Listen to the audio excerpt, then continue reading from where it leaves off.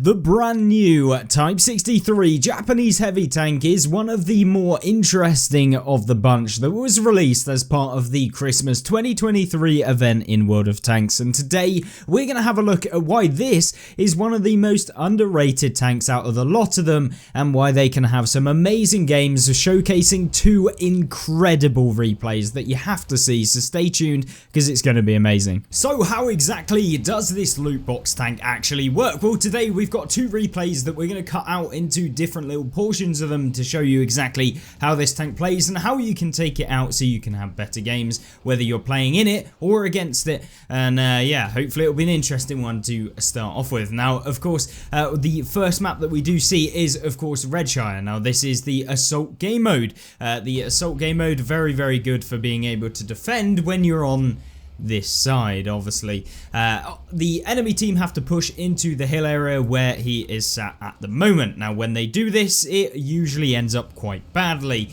And yeah, this game is going to be quite an interesting one because not only does it end up badly for their team, but also his team as well, as he is going to have to try and carry this game super hard. Now then, having someone in this location where he's at right now is super crucial. Why is that? Well, it's because of the fact that you have to maintain vision on people that try and make the cross into the bushes at the back here, and if you can do that and you can stop them from kind of pushing forward, then you can really start dealing a lot of damage, and that is because you can then start poking over and dealing damage to the people in the middle. Now, because this tank has a reasonable kind of turret armor in terms of it actually working quite well, because of the fact it has about 330 millimeters of effective armor that's very well angled on the turret. It also gets the weird little kind of hole in the turret as well, which is funny. I don't know why that is a case, but I guess it's for movement or whatever.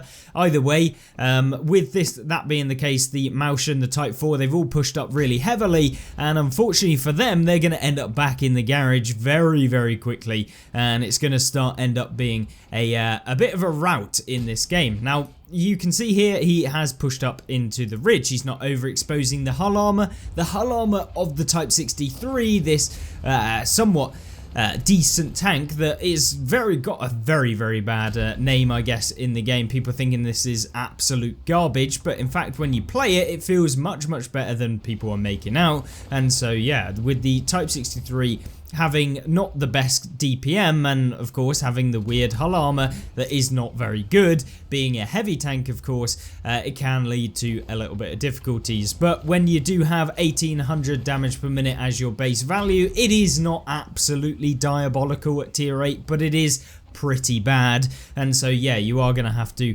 maintain kind of a good awareness of the situation so you can kind of flick onto different tanks, much like's been happening in this game, and hence why he's picked up 3.8k alongside 1500 assist as well. Now, one of the biggest problems for this exact game is the fact that the enemy team have pushed the south of the map pretty hard. They've got 3 vehicles who are unspotted in the Udes, the Waffle Panzer 4 and the Emil 1, and they've also got this T10 who's slowly making their way across to try and get a bit of damage. And of course, when you let them take the southern side of the map, it can start really ending up with it not looking all too good when you try and go up against them from this side, because you can start getting hit in the back end, and of course there's no cover or hills that you can stop being hit from when they do eventually push into the town and go for the cap circle, which you definitely don't want in this map. So with that being said, they're up by 4k, so it's a reasonably easy look to potentially win this one. However, he is having some trouble with dealing with the Mausch. Now, you might be wondering, has this tank got bad penetration or something? Well, no, not particularly. 219 millimeters on the heat rounds. It isn't a tier 10, remember, so these are very decent and can basically pen most vehicles. It's just the weird angling of the Mausch that's causing the problem. But he decides to leave him. No point poking a tank that you can't reliably pen or is angling, etc. So he starts dealing some damage into these guys that have pushed up towards the cap circle, and kind of gives his team a little bit of help here. And here you go, a Waffle Panzer 4 exposes himself. Now, you might be thinking this tank has been firing pretty quickly, and it is somewhat quick, but unfortunately for this tank it only gets 320 alpha damage, which is what probably makes this one of the tanks that is not very new player friendly. But when you do know what you're doing in the tank, you can soon start racking up quite a lot of damage, and you can start using the turret armor effectively so that you're not taking shots in return, and yeah, it just ends up being a bit of a rout. So when it comes to that, yes, this tank is very, very solid indeed. And you can see here the Foch is out in the open. You've never seen an easier shot than that one. And there you go, an extra bit of damage coming in. The Foch turns for him, but of course using that turret armor is going to make it difficult for him, and it's a free pen into the top of him. So yeah, this is where this tank becomes an absolute monster on a ridgeline where people just don't know where you can pen it. Now, for those of you that maybe want to know where you can pen this thing in the turret, the only place you can really pen is this tiny little bar right here. It does have these flat portions up here, but you have to be kind of on a level pegging with it. So if it's using its gun depression, you're basically not penning, as well as the fact that you're probably not going to pen the turret anyway, even if it is angling quite well, because that slim shot into this area here probably not going to work for most people. And so yeah, in this game he can now start pushing up. There's lots of damage to still be had. There's about 3.7k left, make that 3.3, and with the shot that he's just done, yeah, a little bit more to come. And there you go, a nice little ramming damage onto the UDES for a bit more, and then hopefully finishing him off here. Yes, he does. So the 320 alpha, as we said earlier, is not the highest, and given that you're rating about 10 seconds when you've not got any equipment, etc., in terms of running equipment to boost that up, then you definitely want to have a rammer in this thing, whether you've got a bounty or a bond. Either way, you want to be having that in this vehicle if you're trying to play it.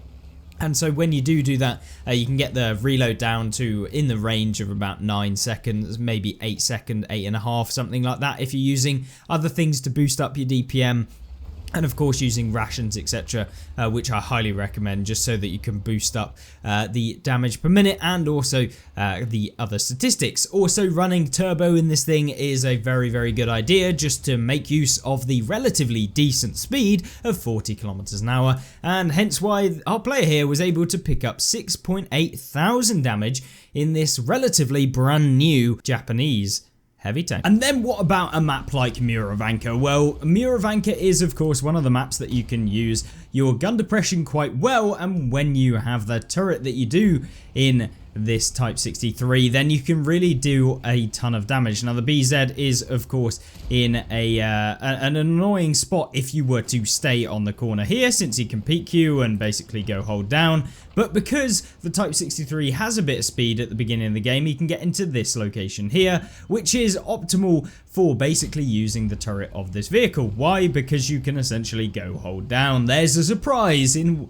World of Tanks that when a hold down tank gets into a position, it's super boring for everyone involved. Of course, there are very few frontal turret weak points of this tank. The only real weak point is exposing the side of the turret. So I guess, yeah, not ideal with that shot coming in, but it's fine because now he can start working this ridgeline to see if he can spot for his team, as well as be able to tank some of those hits and be able to deal some damage himself. And with the BZ poking over now, yeah, he has to be a little bit careful as to what he's going to do. But the T832 is of course a bit of an annoying tank yet again, because you have to hit the cupola, which is relatively small, and of course relatively bouncy as well, because it's a curved cupola. And so yeah, can be a bit bouncy as well. But the BZ obviously got cupolas of its own. He manages to hit it, but I mean, I don't know how, but he still manages to bounce either way.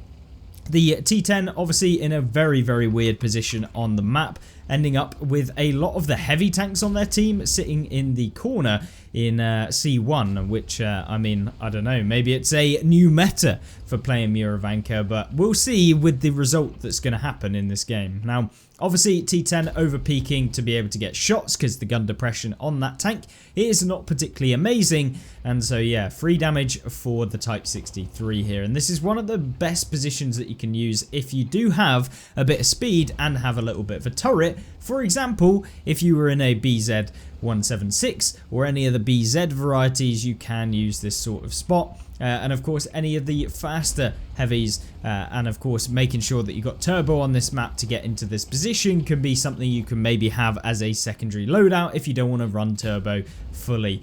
So you can swap for it in the required games that you're going to be running. But primarily I would recommend turbo on this either way, just to make it a little bit faster so you can peak and deal damage a lot quicker and stuff like that. Now the T10 seems like he's a bit of a paid actor in this game, but don't worry because the paid actors always get lucky. And yeah, seems like he must have gone in through the tracks or somewhere, but it's hard to actually see with where he hit this guy. Now the enemy team have made their way into the center of the map, the object 752 for example, which is not a tank you want to be hit by in the backside. And he is going to be a bit of a pain, but it looks like he's going to be out of shells now because he fired one at the Tiger, I believe, or E75, one at him and then one back at the E75. But as you know, you don't want to sit out in front of this guy, so he is going to try and retreat from this kind of engagement to have a bit of a better game.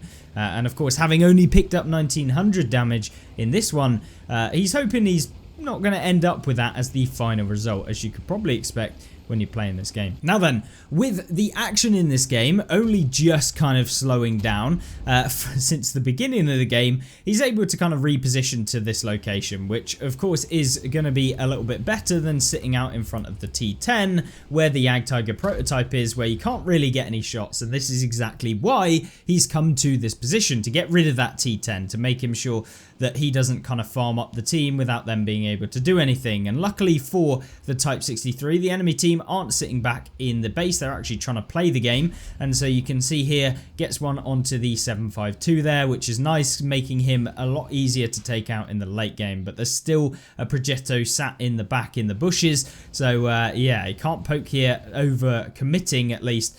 So yeah, you can now sit here and basically farm up damage, hopefully, whilst remaining hold down. And in order to make things even better, he's going to decide that he's going to move back into the bushes at the back, where maybe he can use some of the hold down tactics of using the Type 63, as you should always perform to your tank's abilities. And you can see here, goes for a little bit of a lucky shot on the Type 63, obviously doesn't get lucky. This is wargaming we're talking about, and so yeah, ideally he should be able to do something from this corner where the Shah Futura 4 is, and remain hold down at the same time, exposing himself to less of the opponents, and that should generally make it a lot easier to deal with some of these guys, and also give him the best chance for getting as much damage out of this game without, you know, ending up on nothing when it appears like it's going to be a loss, which, I mean, this game definitely looks like it's going to be a loss, with 3k damage down, and of course the enemy team having like 90% of the map, but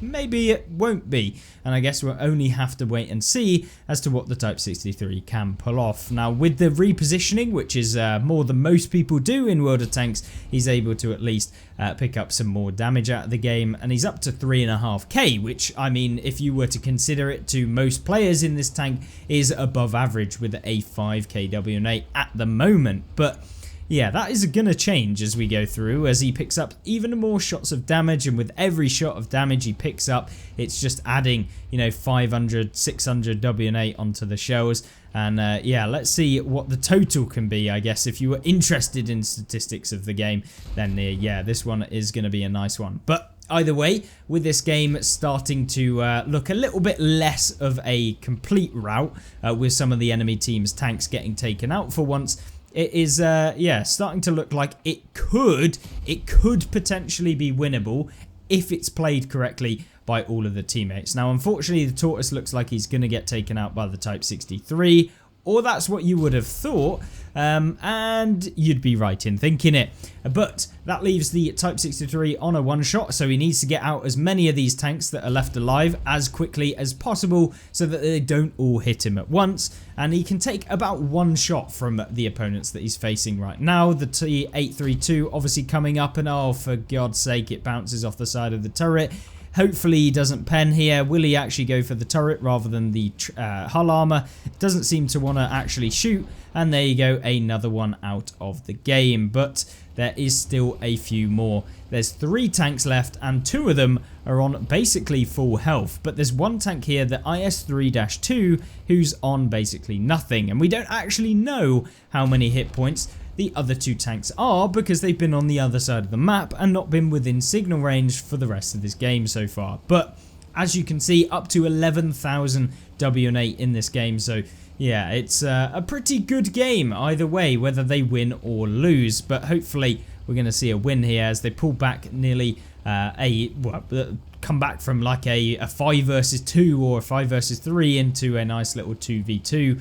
Of course, they have potentially more hit points, but here you go. First one spotted isn't on full hit points, which is amazing. And here comes the heat rounds. The 290 millimeters of heat going straight through the front of the CC in the kind of upper plate, or I guess the hull armor of the CC, which is fine. And here you go. Is he going to go for a blind fire? He doesn't. He's waiting for this Progetto, who's not been spotted basically for the entire game. He has been spotted, but very rarely, and he's preserved his hit points for the end. So you've got to be very careful when a Progetto's like that at the end of the game, because you know what they always try and do. They just come over and try and YOLO you, which to all intents and purposes wouldn't necessarily be absolutely garbage, but if he can keep this Shah alive, they've got a much better chance of winning.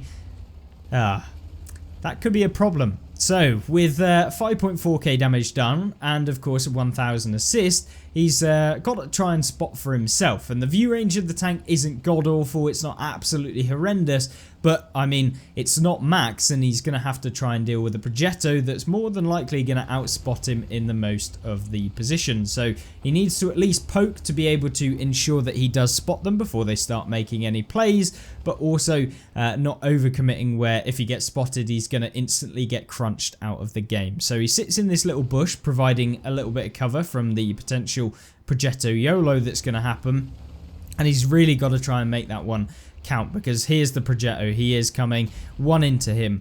Oh gosh, a terrible low roll. Nice little 286 damage roll rather than the 320 that it should have been, and the Progetto seems to be auto aiming on the move, but don't worry, because the free aim shot into the Progetto somehow manages to bounce.